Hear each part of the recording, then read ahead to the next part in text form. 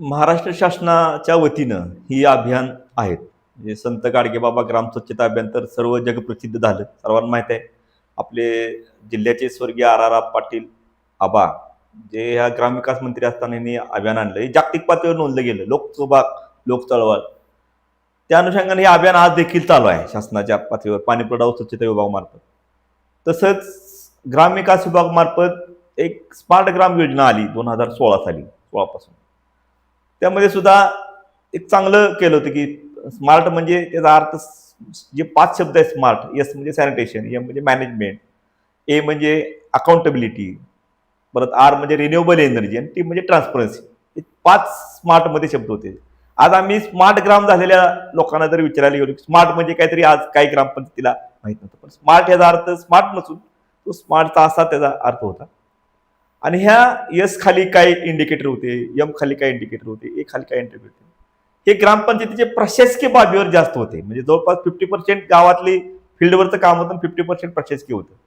आज ग्रामपंचायतीमध्ये एखादी व्यक्ती दाखला मागायला गेली, उतारा मागायला गेली, जर तो लगेच मिळाला नाही तर लोक नाराज होतात किंवा चिडतात, किंवा लोकांची एक धारणा होती की आमचं काही काम होत नाही, किंवा एखादा उतारा पाहिजे असेल किंवा एखादी नोंद करायची असेल तर वेळेत नाही झाली तर लोक त्या संदर्भात चर्चा करतात.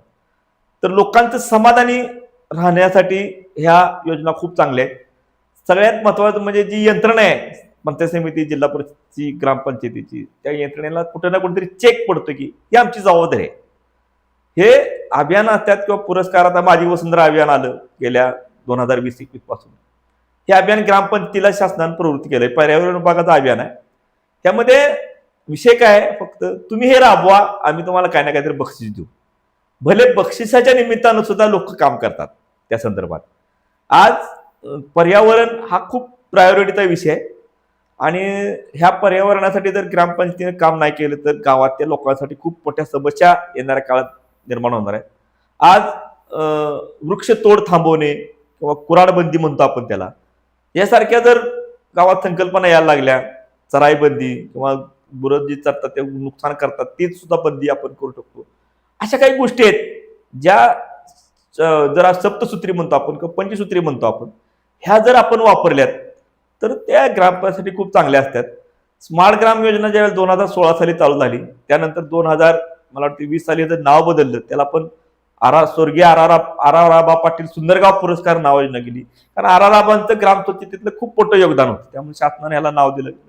आज माझी वसुंधरा अभियान सुद्धा खूप चांगलं अभियान आहे पर्यावरण विभागाचं. त्याच्यामध्ये सुद्धा खूप चांगल्या गोष्टी आहेत. पृथ्वी आहे, वायू आहे, जल आहे, अग्नी आहे, आकाश आहे, जे पंचमहाभूत आहेत. ह्या पंचमहाभूताच्या अनुषंगाने ग्रामपंचायतीने काम करायचं आहे. आज मोठ्या प्रमाणात ग्रामपंचायती ह्यात भाग घ्यायला लागल्यात आणि ही भाग घेतल्यामुळे गावाचा कायापालट व्हायला लागलाय. आज आपण बघतोय ज्या ठिकाणी ज्या भागामध्ये हे अभियान राबलं, आज दुष्काळग्रस्त गाव असेल, दुष्काळग्रस्त गावात जर हे अभियान राबलं तर लोकांच्या मधून खूप मोठा प्रोत्साहन दिलं गेलं. लोक कामाला लागली या ठिकाणी.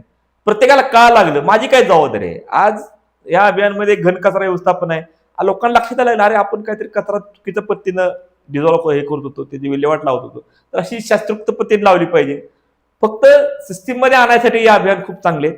आज सुंदरगाव म्हणजे स्मार्ट ग्राम म्हणला किंवा माझी वसुंधरा अभियान म्हणला, ही जर अभियान ग्रामपंचायतीने अंगीकारली आणि ही जर लोक चळवळ जर चांगल्या पद्धतीने उभारली, आज त्याच धर्तीवर आता 6 ऑगस्ट रोजी एक मुख्यमंत्री समृद्ध पंचायत राज अभियान म्हणून आलेले आहे. ह्यामध्ये तर केंद्र व राज्य सरकारच्या योजना आहेत त्या जर प्रभावीपणे राबवल्या, आता एक उदाहरणार्थ एक त्या योजनेमध्ये एक पार्ट आहे की सामाजिक आर्थिक सहाय्य योजना. आज आपल्यामध्ये माहिती आहे, गावामध्ये काही ज्या वृद्ध महिला असतात किंवा ज्या निराधार महिला असतात त्यांना पेन्शन मिळते शासनाची, केंद्र सरकारची, राज्य सरकार. आणि संजय गांधी निराधार योजना असो, इंदिरा गांधी वृद्धापकाळ पेन्शन असू दे, ह्या काही 4-5 योजना आहेत. ह्या जे लाभार्थी जे पात्र असतात त्यांच्यापर्यंत जर आमची ग्रामपंचायत पोचली किंवा आमचे पंच मंडळी पोचली नाही तर ती लाभार्थी लाभापासून वंचित राहतो. प्रत्येकाला काय माहित नसते की हे बाबा योजना आल्या किंवा काय लाभ आहेत किंवा काय. आज जर त्या डिपार्टमेंटनं, आज महसूलकडे तो विषय आहे, महसूलनं जर ह्या विषयावर प्रायोरिटीने काम केलं, काय नाही ठरवलं, तसं हागणदारी मुक्त आलं, 100% शौचालय बांधायचं ठरलं, लोकांनी प्रत्येक जी हुडकून काढली लोक जी कोण बांधत नाहीत किंवा उघड्यावर जाणारे लोक आहेत त्यांच्यासाठी ते सांगितलं की हे बांधा म्हणून. तर तसं प्रत्येक योजनेचं झालं पाहिजे. आज जसं मग अशी बोललो, प्रधानमंत्री कृषी सिंचन योजना आहे, त्यामध्ये सुद्धा माणसं प्रत्येक शेतकऱ्याला कंपल्सरी केलं पाहिजे की योजना तुम्ही घ्याच. आणि जर असं केलं तर आपण कुठं ना कुठेतरी त्या योजनेचं फलित त्या ठिकाणी म्हणू शकतो. आणि सुंदर गाव पुरस्कार जे तुम्ही काढले, मादी वसुंधरा अभियान झालं, ही लोक गावं बदलण्यासाठी आहे, म्हणजे गाव घडवण्याचं माध्यम आहे आणि सामाजिक परिवर्तन देखील होतं. आज आपण काही ठराविक गावांचीच नावं घेतो आणि ती गावं काय करतात, तर ती गावं त्या अभियानाला पुरस्कृत करतात. त्यामुळे ही गावं पुढे गेलीत. म्हणजे मगाशी नांगोळे असू दे किंवा आपल्या तालुक्यातील वाळवा तालुक्यातील कोरेगाव ग्रामपंचायत असू दे किंवा देडे पाण्यात आपण नाव घेतो. बोरगाव ग्रामपंचायतीने पण गेल्या वर्षी माझी उस्मानाबाद चकले सभा घेतला. गेल्या वर्षी काशेगाव ग्रामपंचायतीने घेतला होता. पेठ ग्रामपंचायतीने घेतला होता. आता पेठ ग्रामपंचायतीनं अभियान चालू केल्यापासून दर आठवड्याला श्रमदान चालू केले युवकांच्या माध्यमातून. म्हणजे खूप चांगला आहे. म्हणजे शासन तुमच्या योजना तुम्हाला द्यायला तयार आहे, तर तुम्ही कशा घ्यायच्या ते तुम्ही ठरवलं पाहिजे.